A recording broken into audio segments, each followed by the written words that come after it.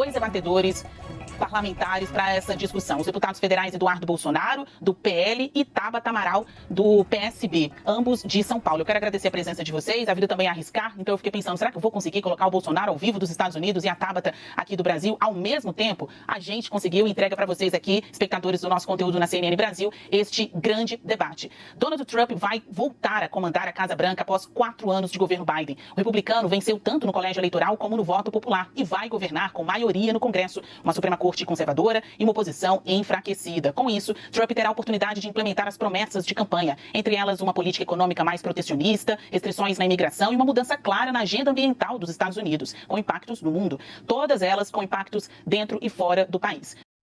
Para vocês terem noção, já tinha mais de 100 anos que isso nunca tinha acontecido. Um presidente ficar apenas um mandato, perder e depois de um certo período conseguir voltar. E Trump conseguiu fazer essa façanha. Por aí a gente já pode tirar que tem coisa boa vindo por aí. O povo americano é muito mais politicamente ativo do que o brasileiro. Então, se houve essa mudança lá no país, com certeza está vindo coisa nova aí. Vamos agora ao nosso grande debate, neste primeiro bloco, começando pelo Eduardo Bolsonaro. Bolsonaro, que fatores levaram Trump à vitória? Basília, boa noite, deputada. Eu acredito que os principais fatores foram o foco na questão interna norte-americana, né? Ele está vendo o americano comum, né, da classe média, que é a maior parte da fatia aqui do eleitorado americano, ele está preocupado com a questão da inflação, né, que vem subindo muito. O americano não é acostumado com essa questão da inflação. Então ele compara, por exemplo, como é que estava a vida durante o governo Trump e como é que está a vida hoje em dia. E nessa comparação, ele tem saudade do passado. Então esse é o primeiro aspecto positivo. E pelo lado negativo, ele vê uma prioridade naquela chamada agenda woke, com a qual ele não concorda. Então tudo passa por questão de escola, ideologia de gênero, a transição de sexo para crianças que são menores de idade, por vezes passando por cima da autoridade dos pais. Então todo esse tipo de agenda, né, o Trump, ele se comprometeu em acabar com esse tipo de coisa. E a questão do emprego é a questão que realmente vem forte com relação ao Trump, né, de fazer uma economia forte. E a gente já sente o reflexo disso aqui no Brasil.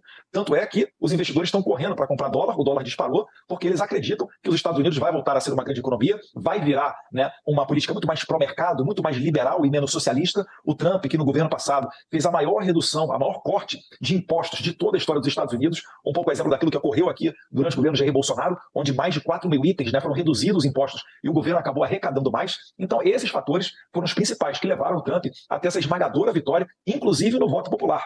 Que lá nos Estados Unidos a eleição ocorre através dos delegados, né? Quem ganha no estado leva todos os delegados daquele estado. E desde 2004, um presidente republicano não era eleito, tendo também consigo o voto popular. Ele colocou mais de 5 milhões de votos em cima da Kamala. Então isso foi um claro, né, recado da sociedade norte-americana, dizendo que prefere um presidente que foi censurado, que foi indiciado, que foi perseguido, ameaçado de ser preso, que ainda assim preferem esta pessoa do que qualquer outra alternativa proposta pela esquerda, seja Joe Biden, seja Kamala ou qualquer outro tipo de presidente. Então é um claro recado de que eles querem sim uma mudança. E isso daí já começa a vir aqui para o Brasil, né, nesse mundo globalizado que a gente vive, a afetar o imaginário do brasileiro. Porque se em 2016 Donald Trump foi eleito em circunstâncias improváveis, tal qual ocorreu com Bolsonaro em 2018, e também, né, os dois acabaram não sendo reeleitos, reclamando de suspeitas, né, de um processo eleitoral duvidoso, agora Trump retornou à presidência. Então por que não também Bolsonaro não pode ter a chance de fazê-lo? Lembrando que sim, tem que ser revertida a questão da inelegibilidade do presidente Jair Bolsonaro, mas aí eu deixo a pergunta para vocês da plateia. Por que Bolsonaro está inelegível? Por se encontrar com embaixadores? Por subir num caminhão de som, né, e dar um discurso no 7 de setembro? E, por outro lado, o que a gente vê na presidência da República aqui do Brasil é uma pessoa que foi condenada por dezenas de juízes em várias instâncias por corrupção, lavagem de capitais, teve, né, uma manobra jurídica dentro do Supremo Tribunal Federal para retirá-lo da cadeia e depois torná-lo elegível. Então, é a esperança de que Bolsonaro retorne também em 2026, começa a ventilar aqui pelo Brasil. A gente tem um ponto muito importante aí.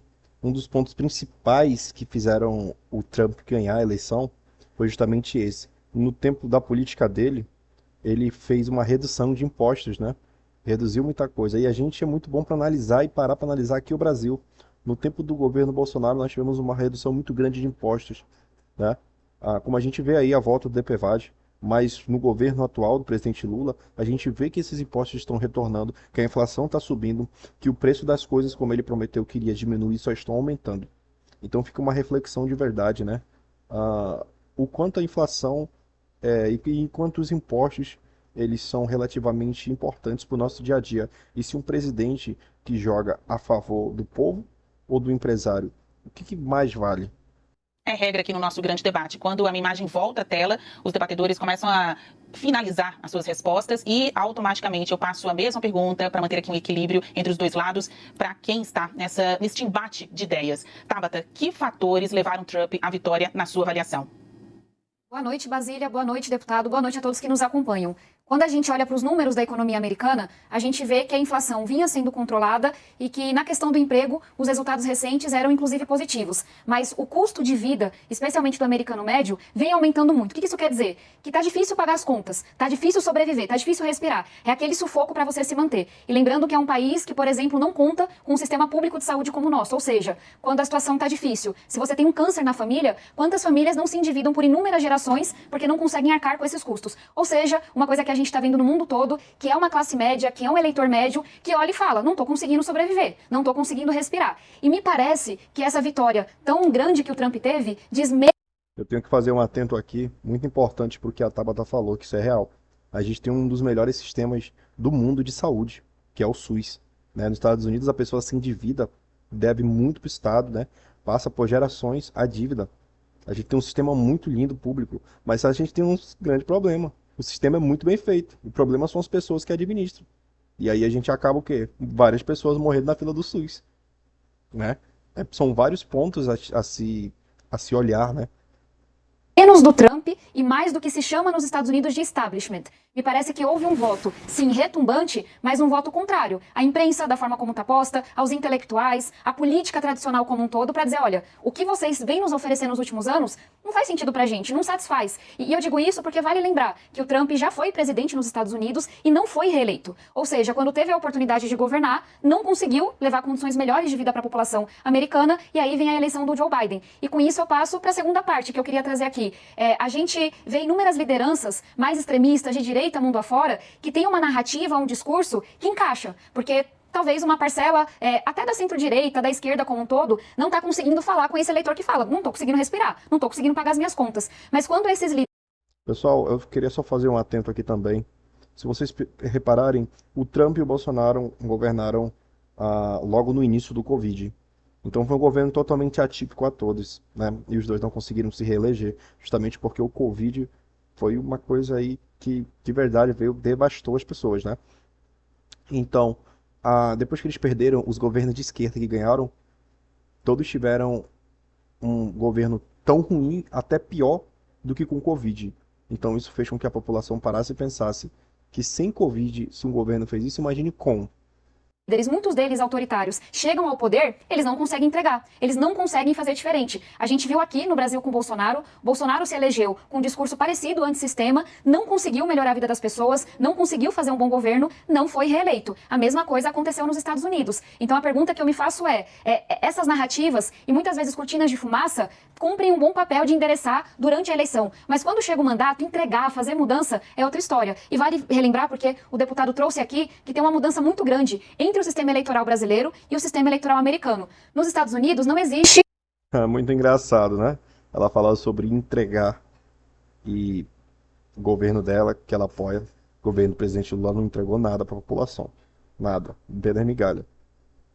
De forma bem ampla, o arcabouço que a gente tem com a justiça eleitoral. Não existe lei da ficha limpa. Então, Trump cometeu crimes, não houve uma restrição para que ele pudesse competir por conta desses crimes, como há aqui no Brasil. Se você comete um crime eleitoral, se você contesta, inclusive o próprio processo eleitoral, você fica inelegível. Então tem uma grande diferença que Bolsonaro, pelos crimes que cometeu, não pode disputar uma reeleição, não é candidato aqui no Brasil, mas acho que fica o aprendizado para todo o campo democrático, o que é que se fez de errado nos Estados Unidos, para que a gente não repita aqui.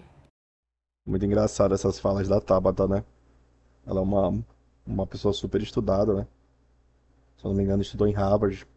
Mas a gente vê que ela fala sobre a inelegibilidade do ex-presidente Bolsonaro. Mas ela não fala sobre o Lula, né? Que foi julgado em 3 instâncias, condenado, inelegível. E que agora, através de, com certeza, jogada política, ele conseguiu se voltar a política novamente. E sobre isso ela não comenta. Obrigada, Tabata, obrigada também, Eduardo. Bom, o eleitorado brasileiro, especialmente de São Paulo, conhece muito bem vocês, né? Mas até para ambientar quem está acompanhando a gente agora no grande debate, esses 2 convidados foram chamados, escolhidos muito a dedo. Então, em 30 segundinhos, só para que o nosso público conheça e saiba ainda mais sobre os porquês do nosso programa de hoje, ao vivo, grande debate. Bolsonaro, você está nos Estados Unidos? Onde e por quê? Basílio, eu estou falando aqui do estado da Flórida, né? Acabei de retornar de Palm Beach, que é a residência oficial do presidente Donald Trump, né? O seu resort, conhecido como Mar-a-Lago. Tive um convite para acompanhar a apuração da eleição ontem de lá. Um jantar um tanto quanto reservado, especial, contou com a presença de diversas personalidades, Elon Musk, Vivek, Trump Jr., Jared Kushner, pessoas que têm uma grande influência internacional, e é por isso que eu estou aqui nos Estados Unidos. Tabata, você também tem afinidade com os Estados Unidos, é formada lá, explica também para o nosso público. Basília, estou falando aqui de São Paulo, sou deputada federal por São Paulo, estava ontem em Brasília, acompanhando a sessão na Câmara dos Deputados, hoje aqui em São Paulo trabalhando, estou no meu segundo mandato, disputei a prefeitura aqui na capital, tive mais de 600 mil votos, então feliz, animada, muito trabalho pela frente, e só para explicar para quem nos acompanha, sou formada em Harvard em Ciência Política e Astrofísica, então por 4 anos morei nos Estados Unidos. E são pessoas que entendem muito bem do jogo político aqui dentro do Brasil. Portanto, isso tem tudo a ver com a nossa segunda pergunta. Eduardo Bolsonaro, como a volta de Trump impacta aqui no Brasil? Você já pensou, já pincelou bastante estas questões na sua primeira resposta, mas eu queria fazer uma provocação a mais. Você disse que Trump foi cerceado, perseguido, mas mais do que isso, ele também se tornou o primeiro presidente americano condenado criminalmente pela justiça. Isso impacta de alguma forma aqui no Brasil também? Olha, Basílio, se a lei da ficha limpa fosse efetiva, o Lula jamais poderia ter sido presidente. Aqui no Brasil, a gente já sabe que há muito tempo não importa a lei, importa quem são as pessoas. Então, como a deputada falou, considerou Jair Bolsonaro um criminoso, mais uma vez eu pergunto, criminoso por se encontrar com embaixadores, né? Criminoso por subir num caminhão de som no 7 de setembro e dar um discurso? Então, para determinadas pessoas, a pessoa criminosa passa até perto de uma baleia, no mar. Então, isso aqui no Brasil é tudo uma questão de narrativa, é cortina de fumaça aqui. Enfim, a própria deputada acabou falando até com certa propriedade, até determinado ponto no começo eu fui concordando com ela pelas razões da eleição do Trump, mas depois vem um diagnóstico totalmente errado, né? Aquela coisa que eu digo, né? Ela é muito inteligente mesmo, ela conhece muito sobre política. É uma pessoa formada em Harvard, né? Mas a gente pode analisar que o lado ideológico acaba fazendo com que ela mesma se contradiza do que ela fala. Nós não somos extremistas, nós não somos radicais. Eu só não quero é que meu filho vá para a escola e retorne com uma orientação diferente. Eu quero que ele aprenda português, matemática, inglês, para de repente ter a mesma oportunidade de estudar no exterior, numa boa instituição. Então acredito que é mais ou menos por aí. Agora, focado na pergunta que foi com relação aos impactos no Brasil, já começa a acontecer. Né? Dias antes da eleição, o Lula, matéria da Folha de São Paulo, falou que uma eleição, uma vitória de Trump nos Estados Unidos, traria, né, em cena uma outra face do nazismo. E agora ele dá parabéns, né, e deseja sorte e sucesso ao presidente Donald Trump. Então você já vê aí uma mudança nessa comunicação. No entanto, né, o núcleo duro do governo, como Gleisi Hoffmann, Fernando Haddad e o ministro Paulo Teixeira, não conseguiram ainda encaixar esse discurso. Né? Estão falando, o Fernando Haddad falou que acordou uma manhã tensa, o Paulo Teixeira teceu críticas, muito além de críticas, né, quase xingamentos ao presidente norte-americano, a Gleisi Hoffmann mais ou menos no mesmo sentido. Então o governo brasileiro ele vai ter que, primeiro, se acertar para ver que tom que ele vai adotar. E uma outra questão, né, falei aqui do dólar, o dólar passou de R$6, algo que nunca tinha ocorrido nem quando o Brasil tinha a pandemia, o que deixa claro o que era uma política liberal, comandada pelo ministro Paulo Guedes, e o que é esse desastre que está acontecendo com o Fernando Haddad. Então os impactos no Brasil serão muitos, e eu espero que o governo tenha a responsabilidade, porque senão daqui a pouco até a Argentina vai estar passando no Brasil. Bolsonaro vê impacto político? Tivemos esse aumento aí, né, do dólar. Estamos vendo aí que, de verdade, uma política que é muito social acaba fazendo nada pelo social. Pessoal, a gente vê um pouco desse vídeo, a gente consegue entender sobre como que a política tá, né? Depois da vitória de Donald Trump, a esquerda do mundo todo está agora de lado para de trás para frente, para todo lado, correndo, né? Querendo entender agora o que vão fazer, porque agora vão vir de verdade muitas medidas que talvez mudem o jogo político do mundo todo. Isso é muito interessante. A minha opinião é que o Trump foi uma ótima escolha para o país, já aprovou isso, e agora com mais a ajuda do Musk, né, no seu sistema político ali, venha muitas mudanças tecnológicas. Eu acredito nisso. E você, o que você acredita? Tá aberto aí os comentários, você pode comentar, falar um pouco sobre o que você achou sobre esse grande debate que teve, tá? Esse debate é um corte, tá, que a gente retirou da CNN Brasil. Se você quiser ver ele completo, você pode acessar aí o canal no YouTube da CNN e pode assistir o vídeo por completo. Beleza? Para quem não é inscrito no canal, se inscreva no canal, tá? A gente vai estar trazendo conteúdo todos os dias às 18 horas. Muito obrigado a todos os telespectadores.